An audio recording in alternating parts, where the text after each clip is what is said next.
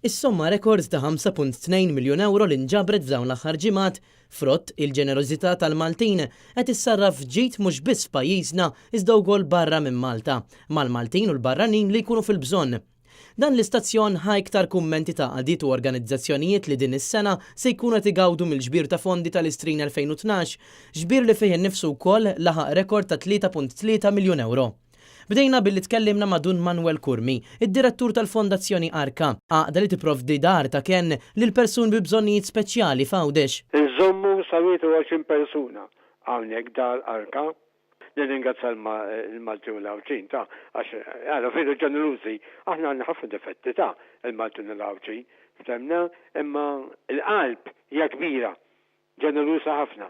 Ftemna, jiena ma ngargiex għax nammin ħafna fil-Providenza, barra minn dan nirċivi għajnuniet kemm mill-Maltin kif ukoll mill-Għawċin u anke mill-barranin. Tkellimna wkoll ma' Joe Mifsud mill-Fond Missjonarju Malti li spjeganna dwar il-ħidma sfiqa li l-Maltin wettqu barra minn xtutna f'pajjiżi inqas żviluppati. Din is-sena kollha jrid 2013 sa nkunu qed nassistu l-isqof Barbara, dan huwa isqof tad-Djoċesi ta' Malindi fil-Kenja u talabna biex ngħinu fil-bini ta' skola sekondarja. U faħħar il-ġenerożità tal-Maltin fil-waqt li saħaq fuq il-bżonn li l-Maltin jibqgħu hekk, poplu ta' solidarjetà. Nixtieq hawnhekk nirringrazzja lill-benefatturi tagħna kollha, nixtieq nirringrazzja l-Istrina, il-President, l-organizzaturi, kull min ħadem tal-benefiċċju li san jieħdu permezz tal-Istrina biex inkun nistgħu nwettqu dal-proġett tal-iskola fil-Kenja.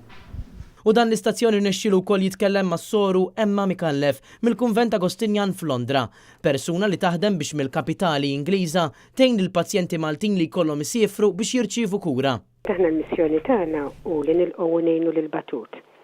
Għalhekk il-guest house nilqgħu lill-pazjenti li jiġu minn Malta għall-kura u anke l-familjari tagħhom. Minkejja li tinsab barra minn xtutna, Swor Mikallef xorta segwit il-maratona ta' ġbir ta' fondi li kellna f'pajjiżna. Nirringrazzja mill-qalb ħafna il-ġenerożità tal-Maltin. Dejjem kienu ġenerużi ma' il-Maltin u dejjem f'kull ħaġa bħal-din u dejjem nuru kemm verament aħna ġenerużi.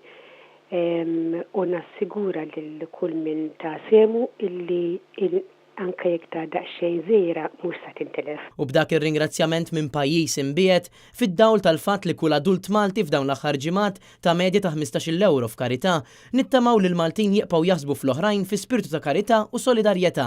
Gabriel Ellul għal Net News.